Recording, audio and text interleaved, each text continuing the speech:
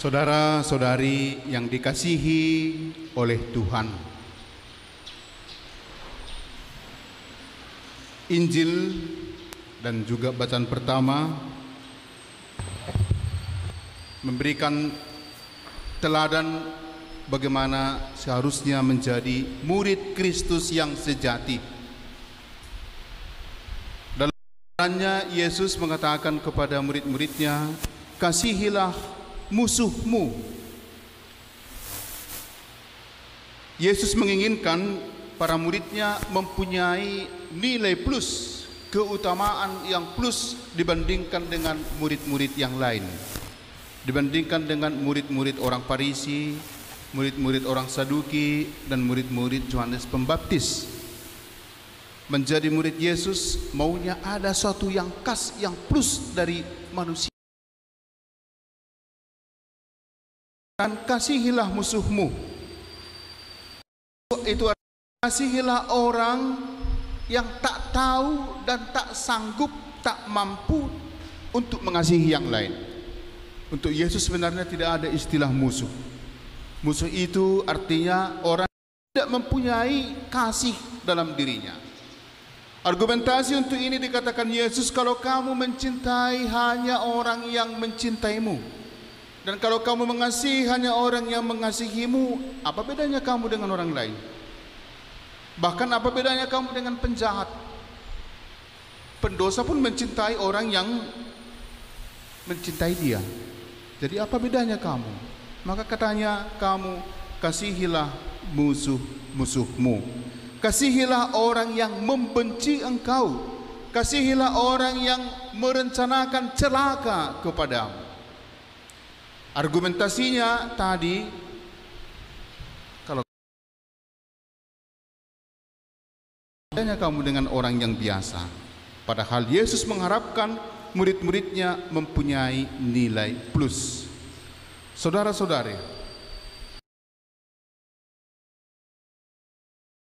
atau dikatakan tadi musuh.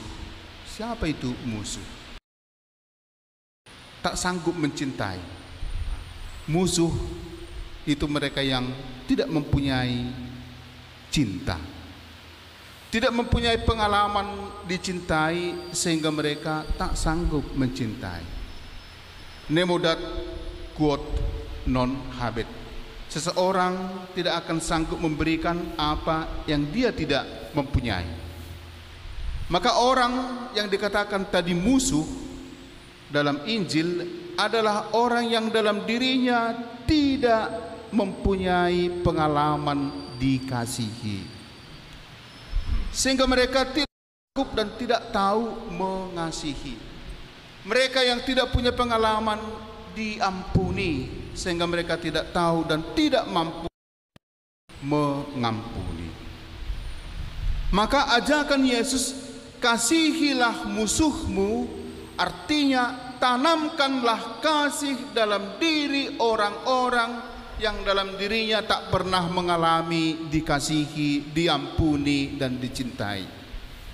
Dengan demikian barangkali mereka bisa berubah. Karena sekali lagi, nemo dat quod non habet. Mereka yang dikatakan musuh itu, yang tak sanggup mencintai, adalah mereka yang tidak mempunyai pengalaman kasih. Maka tanamkanlah pengalaman mereka. Inilah kata-kata Yesus pada hari ini dengan mengatakan, kasihilah musuhmu. Dengan mengasihi musuh, mengasihi orang yang tak tahu berterima kasih, dengan mengasihi orang yang tidak tahu mencintai, kita mempunyai nilai plus. Dan yang ketiga, saudara-saudara, murni atau tidak,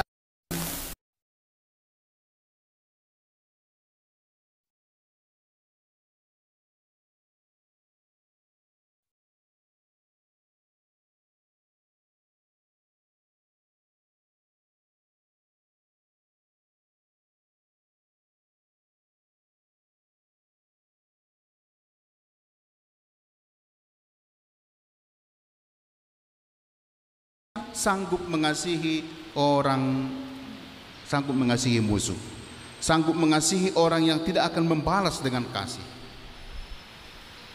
Hanya orang yang tulus, yang murni kasihnya, sanggup mengasihi musuh-musuh.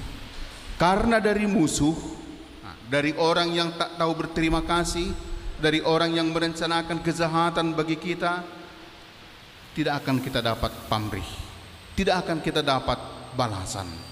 Maka jika kita sanggup mengasihi musuh, disitulah sebenarnya cinta yang sempurna, cinta yang tulus, cinta yang tanpa pamrih. Maka ada 3 hal dalam mencintai musuh. Pertama tadi, mencintai musuh berarti menanamkan dalam dirinya kasih, pengampunan, perhatian, karena memang dia kosong untuk itu, supaya jangan nemodat quod non habet. Dengan mencintai musuh-musuh, kita menanamkan dalam diri mereka kasih. Dengan demikian suatu ketika mereka akan sanggup mengasihi. Yang kedua, hanya orang yang mempunyai kasih yang suci, kasih yang murni, kasih yang tanpa pamrih, sanggup mencintai musuh-musuh. Musuh-musuh itu artinya sanggup mengasihi mereka yang tak akan membalas dengan kasih. Mereka yang barangkali dikasihi pun akan membalasnya dengan umpatan. Yang ketiga, kemurnian kasih seseorang itu diukur dari kesanggupannya mengasihi orang yang tak sanggup memberikan balasan. Disinilah letak dari murid Yesus yang sejati. Inilah murid Yesus yang sejati, sanggup menumbuhkan kasih dalam diri orang yang selama ini tidak mempunyai kasih. Kalau kita perhatikan bacaan pertama, cerita tentang Saul dan Daud, di mana Raja Daud makin dikenal, bukan Raja Daud, Daud makin dikenal, makin dikagumi oleh rakyat karena aksinya mengalahkan Goliat. Maka kecemburuan muncul dalam diri Saul. Dia mau melenyapkan Daud. Dia mau mengejar dan membunuh Daud.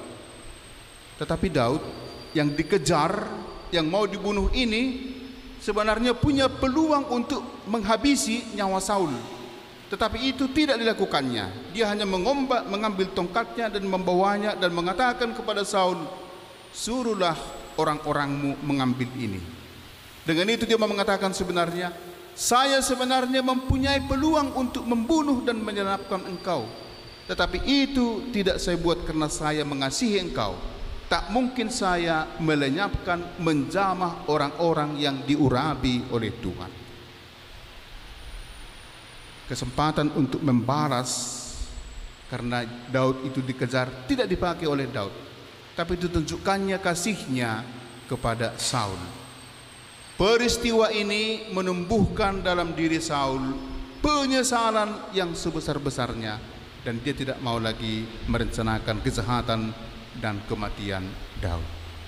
Rupanya ketika seseorang itu diampuni, disentuh hatinya, banyak dari antara mereka itu menjadi bertobat, berubah menjadi orang yang sanggup mencintai. Dan cerita seperti ini banyak kita temukan dalam kitab suci. Nemodat quod non habet. Seseorang tidak mungkin memberikan apa yang tidak dia miliki. Musuh yang dikatakan dalam kitab suci, dalam Injil itu adalah mereka yang tak sanggup mencintai, mereka yang tak sanggup mengampuni, mereka yang dalam dirinya hanya merencanakan kejahatan bagi yang lain. Tapi rupanya jika mereka ini disentuh dengan kasih, dikasihi, diampuni dan diperhatikan, rupanya apa yang mereka alami, apa yang mereka miliki juga akan menggerakkan mereka untuk mengasihi. Saudara-saudara yang terkasih, Yesus mengatakan, kasihilah musuhmu. Mengapa kita harus mengasihi dan berbelas kasih? Memang kasihan mereka itu. Mereka tidak punya pengalaman dicintai. Karena tak punya pengalaman dicintai sehingga tidak tahu dan tidak mampu mencintai. Kasihan. Karena itu mari kita kasihi mereka. Kira-kira ini yang mau dikatakan oleh Yesus kepada kita. Jika kamu menjadi murid yang sejati, berbelas kasihlah kepada mereka yang tak sanggup mengasihi. Saudara-saudari, saya sekarang ini di jalanan di mana banyak orang melanggar peraturan. Sebelumnya saya sering jengkel dan marah di jalanan. Bodoh kepikir karena orang banyak melanggar peraturan. Akhirnya saya ubah, orang-orang ini memang tak tahu aturan. Memang mereka bukan karena nakal, tapi karena kebodohannya. Nah, karena itu muncul belas kasih. Maka sekarang kalau banyak orang melanggar peraturan dan tiba-tiba menyerempet dari depan saya, aku kasihan, tidak tahu peraturan. Kalau tidak makin jengkel kita dengan situasi yang ada. Maka diubah saja di kepala banyak orang yang bodoh, tak tahu peraturan, sehingga perlu didoakan mereka itu, atau kita anggap menjadi lawak-lawak yang lucu-lucu semua pelanggaran peraturan itu. Yesus meminta kita untuk mengasihi orang yang tak tahu mengasihi, mengasihi dan mencintai orang yang tak tahu mengampuni. Karena dengan mengasihi mereka itu kita menjadi murid yang sejati. Murid yang sejati artinya mentransformasi pengalaman kasih supaya orang itu juga sanggup mengasihi. Itulah tugas kita sebagai murid dengan jalan mengasihi musuh-musuh.